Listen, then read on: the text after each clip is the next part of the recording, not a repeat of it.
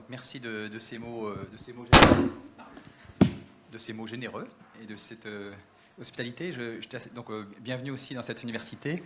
Donc, je trouve les organisateurs de cette journée assez astucieux. Nous avons à l'université Jean Moulin, au Palais de l'Université, une salle qui s'appelle Salle Brillat-Savarin. Et je m'étais dit, c'était évident que c'était là qu'on allait vous réunir. Et au fond, où est-ce qu'on nous sommes réunis? Nous sommes réunis à la Milk. Alors, ce n'est pas une histoire de lait, hein. C'est la Maison internationale des langues et de la culture, pour redire, et je trouve que c'est finalement un choix symbolique, je ne sais pas s'il était délibéré, mais en fait, il dit quelque chose d'intéressant, au fond, pour dire que les enjeux culinaires, ils sont traversés, en fait, par cette dimension à la fois culturelle, langagière, civilisationnelle. Alors, ceci dit, je vais quand même commencer par une formule de Brillat-Savarin, donc dans les aphorismes de la physiologie du goût, un aphorisme que vous connaissez bien, mais que je voudrais revisiter avec vous ce matin. Donc, cette fameuse formule, donc l'aphorisme 4, donc de la physiologie du goût, dans lequel Brillat-Savarin dit ceci, dis-moi ce que tu manges et je te dirai ce que tu es. Dis-moi ce que tu manges, je te dirai ce que tu es. Je voudrais en fait commenter cette citation pour effectivement montrer qu'autour des enjeux alimentaires ou de l'acte de se nourrir et de nourrir, eh bien, il est en jeu une compréhension que nous avons de nous-mêmes comme personnes, mais aussi dans nos relations avec les autres et avec le monde.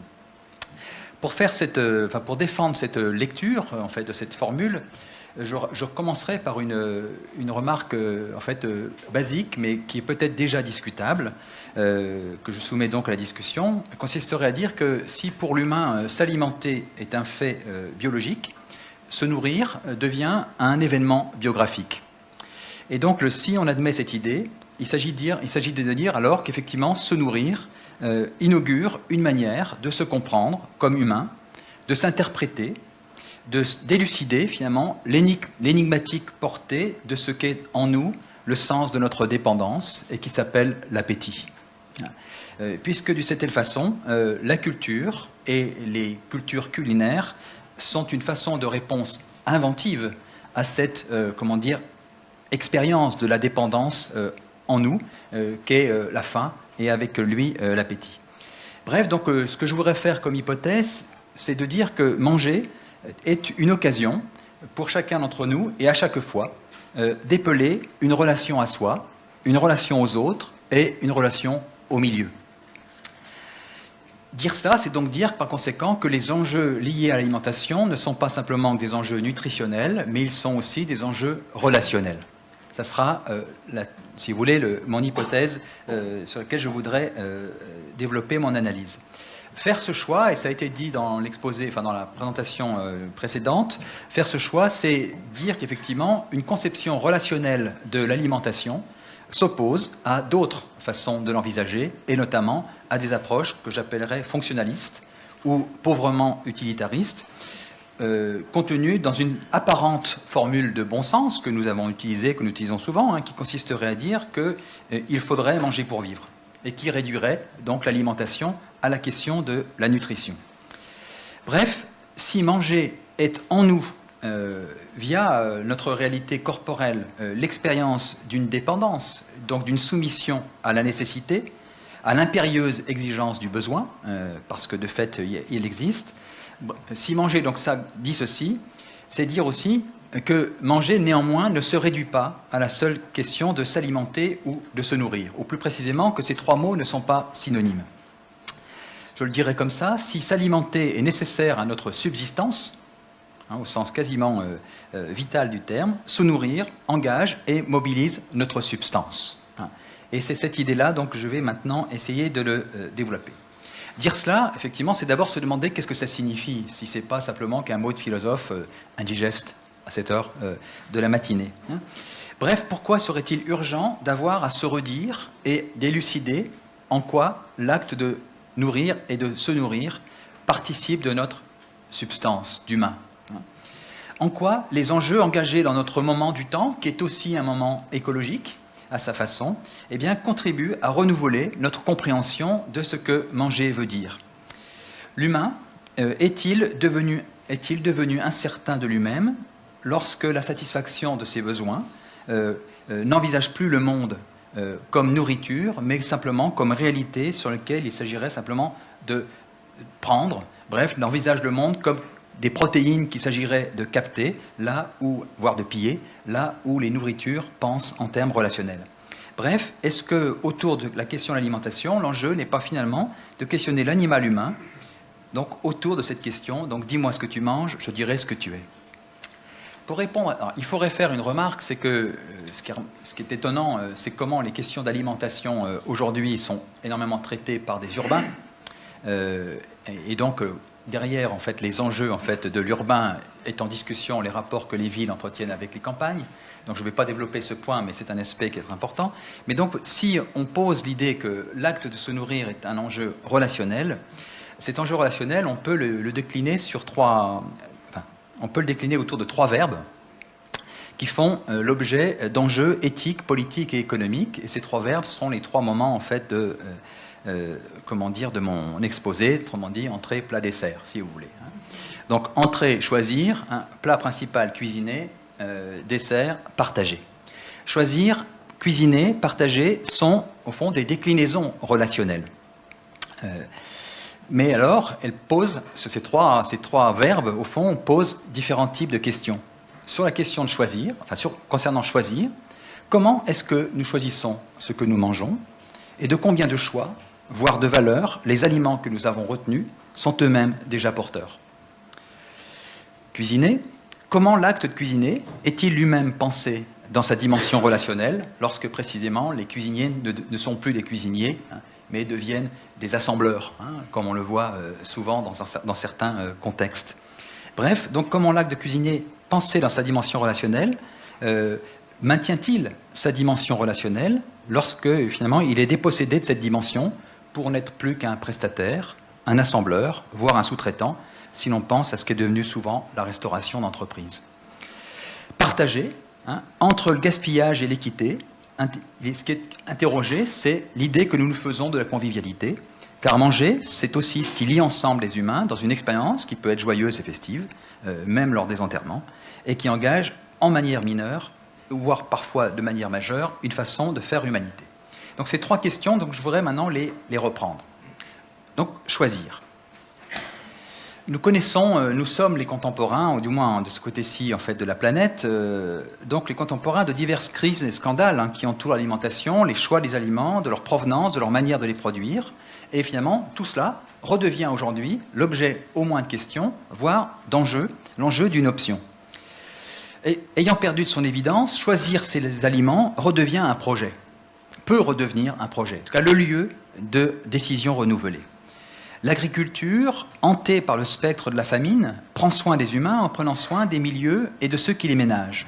Mais il se déploie aujourd'hui sous l'appellation en fait, d'une discussion de l'agriculture intensive, sous le terme d'agroécologie, une réflexion critique à l'égard d'un modèle agro-industriel, mécanisé, productiviste, intensif, qui a perdu de vue que l'agriculture, elle aussi, est un soin du monde. Ce dernier, donc, ce modèle productiviste, a séparé l'agriculture de l'élevage pour se spécialiser, au risque de fragiliser les écosystèmes et de fragiliser aussi les sociétés. Je ne rentre pas dans les détails, ils sont malheureusement connus. Ce modèle industriel a magnifiquement réussi. Il a réalisé ce qu'on attendait de lui.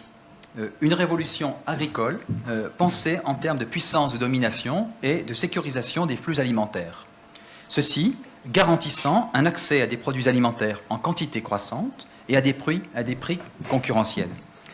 Bref, cultiver parce qu'il y a des bouches à nourrir, à encourager une monoculture, formulant, la monoculture elle vaut aussi pour les vivants animaux, formulant aussi une réponse à la faim en termes mécanistes. La faim à laquelle il faudrait répondre par l'invention de machines, les machines à nourrir. Donc de la mécanisation à la robotisation, de l'uniformisation des territoires par les remembrements à la monoculture céréalière, de la surveillance satellitaire des récoltes à la génération des pesticides, jusqu'aux biotechnologies végétales, etc., eh bien, il s'est opéré bien plus qu'une simple uniformisation des aliments et éventuellement des semences. Il s'est opéré une unidimensionnalisation du geste d'agriculture et avec lui du choix des aliments. C'est-à-dire qu'il ne s'agissait pas simplement de standardiser par l'uniforme, mais aussi d'appauvrir les significations engagées dans le soin, dans le soin apporté à la terre. Bref, c'est dire ici qu'il y a autant de techniques qui encouragent un rapport unilatéral d'exploitation à la nature, dont les aliments sont finalement le concentré. Même le paysan devient un exploitant, même si on le dit agricole. Bref, on y néglige comme secondaire les relations complexes d'interdépendance avec les sols, les milieux, les paysages, dont l'éco-sociodiversité, lisible dans les pratiques alimentaires, est une des traductions. On peut ainsi se demander de quels soins il est question, au fond, lorsqu'on utilise des produits phytosanitaires dont on retrouve les effets dans nos assiettes. S'agit-il d'une prestation ou d'une relation? Pour le dire autrement, avec un philosophe américain qui est John Baird Callicott, Callicott suggère, alors vous allez dire, bon, c'est un peu trop, mais je le dis quand même, toute agriculture, dit-il, déploie une métaphysique de la nature. Alors, on n'a pas l'impression qu'on fait la métaphysique quand on fait de l'agriculture, mais quelques instants quand même. Qu'est-ce qu'il veut dire? Il veut dire que toute manière de produire de la nourriture révèle une vision du monde. Notre façon de produire la nourriture révèle une vision du monde. Qu'un aliment est une petite machine métaphysique. C'est-à-dire, au fond, et pour l'éclairer, Callicott propose de distinguer entre ce qu'il appelle un paradigme agricole mécaniste et newtonien, qui envisage la culture des terres à la manière de rapports causaux simples, comme ceux qu'on trouve sur la surface en fait, d'une table de billard. Comme si finalement les rapports en fait, des vivants sur un territoire, dans un champ par exemple, n'étaient simplement que des rapports de causalité. Donc il oppose à ce modèle, qui est le modèle au fond qui permet de penser la monoculture, le paradigme qu'il dit écologique ou eltonien, qui envisage le travail avec la terre comme une intelligence fine, avec la dense richesse d'interrelations complexes qui les composent. Bref, que dans ce qui va se trouver dans notre assiette, c'est le souvenir, au fond, de cette densité ou pas, de richesse d'interrelations complexes qui composent un milieu, un territoire. Dire ceci, c'est donc dire, au fond, que la question du choix de nos aliments n'est pas simplement que l'exaltation romantique du sol ou du terroir, dans la nostalgie d'un vieux modèle pré-industriel, mais il s'agit effectivement de discuter les effets d'un modèle agricole hors sol et délocalisé, n'envisageant plus la terre que comme un support à la manière d'un plan géométrique. Bref, il s'agit de discuter aussi qu'autour de la manière de produire l'alimentation, eh bien, les sylviculteurs, les agriculteurs, les éleveurs, eh bien, pourraient être pensés aussi comme des médecins de la terre, pour parler comme Aldo Leopold. Mais si c'est le cas, alors effectivement, il s'agit de dire effectivement que dans le choix que nous faisons de nos aliments, dans le choix des aliments, eh bien, qu'est-ce que nous encourageons? Est-ce que nous encourageons des rapports qui sont des rapports de prédation, ou est-ce que nous encourageons, en fait, des relations? Vous direz qu'effectivement, la prédation, c'est une forme possible de relation. C'est la plus pauvre, mais c'en est une. Cuisiner. Se nourrir porte aussi, outre le choix des aliments, ce qu'on pourrait appeler une poétique de l'aliment, concentrée dans les techniques et les savoir-faire des cuisiniers. Cuisiner n'est pas qu'une technique, elle est une relation. C'est un soin pris dans la manière de travailler les produits, comme on dit, pour en déployer toutes leurs saveurs, leurs textures, et ceci dans un geste éminemment relationnel. Je fais un pas de côté, on est à la Milk. Vous avez peut-être vu le film de Naomi Kawase, donc Les délices de Tokyo, donc un film dans lequel, avec douceur, la caméra vient suivre le travail du haricot rouge pour en faire une pâte à beignet ou un pancake, telle sorte qu'effectivement cette pâtisserie traditionnelle, elle dit ou elle rappelle que la cuisine, ça n'est pas qu'un process. Bref, qu'une recette, c'est autre chose que de la procédure. Bref, ce qui est en jeu ici, c'est qu'effectivement, ce qui fait, au fond, l'intentionnalité en fait, du geste de cuisiner, qui est un des grands gestes de l'humanité, comme le geste de produire ou de travailler la terre, eh bien, ce qui fait ce geste, c'est qu'il est effectivement une attention à l'autre, aux choses, aux non-humains et aux humains, une attention matérialisée. Bref, la recette, elle est le concentré poétique d'une technique.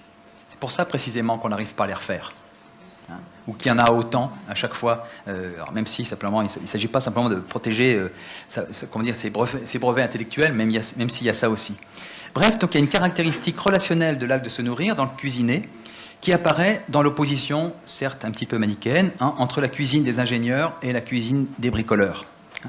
Le fiable et le pas cher, dans une éthique de l'efficacité, de la rentabilité et de l'utilité, s'oppose à une intelligence de la surprise dans le jeu, la créativité qui sait la main, la créativité que c'est la main, pour une éthique de la personnalisation et de l'individuation.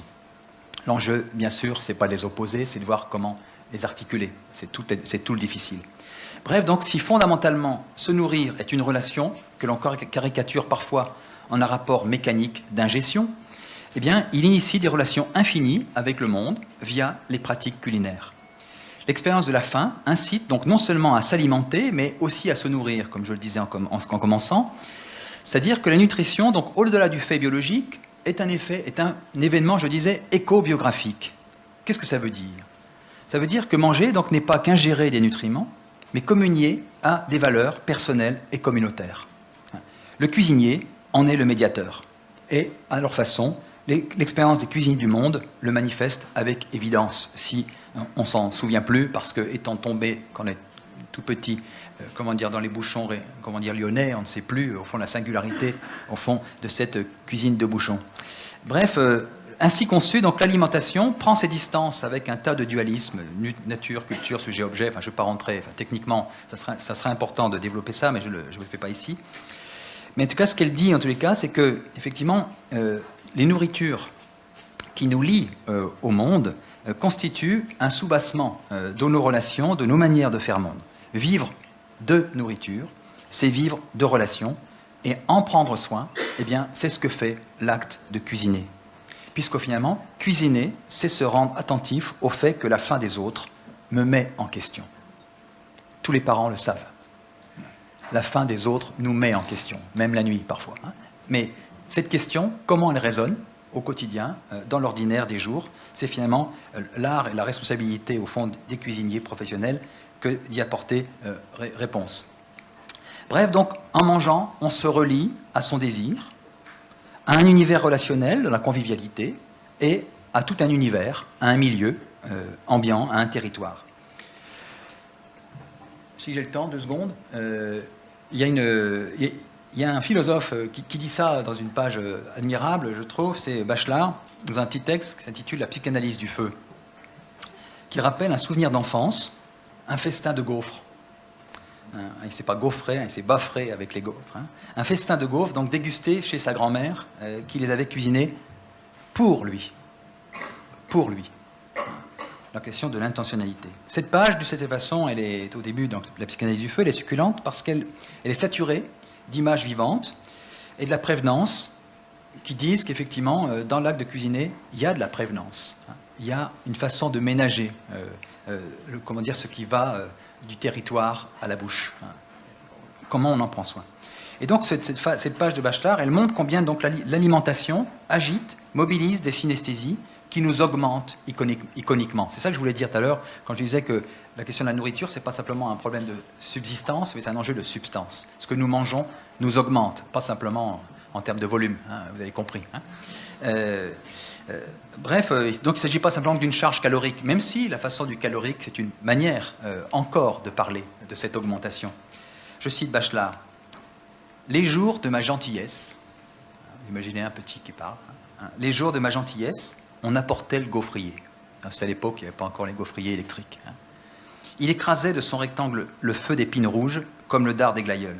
Et déjà, la gaufre était dans mon tablier, plus chaude aux doigts qu'aux lèvres. Alors oui, je mangeais du feu, je mangeais son or, son odeur, et jusqu'à son pétillement, tandis que la gaufre brûlante craquait sous mes dents. Et c'est toujours ainsi, par une sorte de plaisir de luxe, comme dessert, que le feu prouve son humanité. Il y a un pâtissier lyonnais qui a écrit un beau livre qui s'appelle « Le feu sucré ». Le feu ne se borne pas à cuire, il croustille, il dore la galette, il matérialise la fête des hommes. Il matérialise la fête des hommes.